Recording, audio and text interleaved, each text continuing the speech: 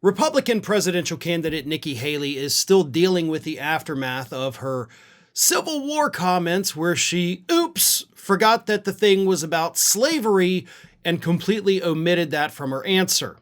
Now, a day after the whole thing blew up last week, Nikki Haley, of course, came out and then said, of course the Civil War was about slavery. We know that. That's the easy part. And then she claimed that the person in the audience was a Democrat plant sent there to trip her up because, mentioning slavery as a cause for the Civil War is somehow a trap.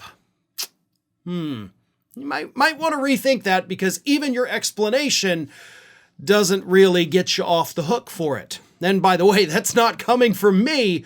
That is actually coming from Republicans of color who spoke to Politico, essentially saying that Nikki Haley is, as one of them put it, toast. Let me read you some of these comments. This is from Shemic Singleton, who worked on previous Republican presidential campaigns. He said, quote, "She should have been able to answer the damn question and move on. She had a chance to be competitive, even though she was always likely to lose the nomination. However, that's over now. She's toast." Another one, this was Armstrong Williams, conservative talk show host. He said, "There were so many other issues that caused the Civil War, whether it be states' rights, the role of our federal government at the time, the economy, they felt it was in shambles.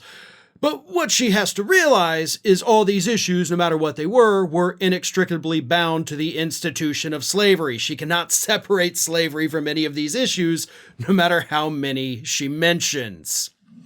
And that's true. Like, hey, it's about states' rights. Yeah, states' rights to do what? To own other human beings as property. That's right. The role of the federal government. Yeah, the role of the federal government to do what? That's right, to tell you you can't own other human beings as property. The economy.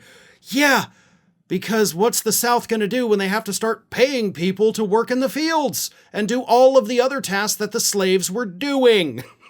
Like, yeah, you can mention those things, but at the end, it all boils down to slavery, okay?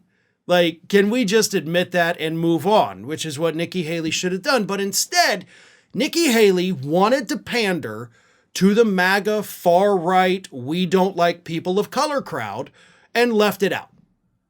Kind of like Ron DeSantis a few months ago when he was like, hey, slaves learn lots of helpful things, while being slaves, ripped from their homeland, shipped overseas. Many of them died, killed, dumped overboard on the way over here, and then harshly tortured throughout their entire tenure. But hey, you learned how to do some things, so, it's all a wash, right? These people are sick.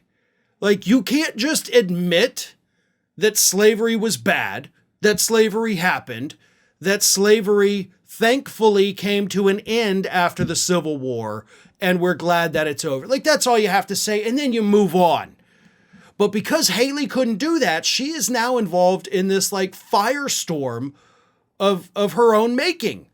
And it couldn't have come at a worse time for her. She was surging in the polls. She was number 2 in New Hampshire and South Carolina. Whether or not you have voters of color on the Republican side that do fully revolt against her and say, I'm not going to vote for her now, that'll remain to be seen. Obviously, this scandal, I guess you want to call it, is fairly fresh. So we haven't had new polling data that has come out since she made the comments, but I'm willing to bet it's not going to help her. I know she thought it would, but in the end, this turned into a rather large scandal that, of course, is turning off voters of color on the Republican side in a way that Nikki Haley never imagined. I mean, who could have thought that pandering to the far-right racists would come back and bite you in today's Republican Party?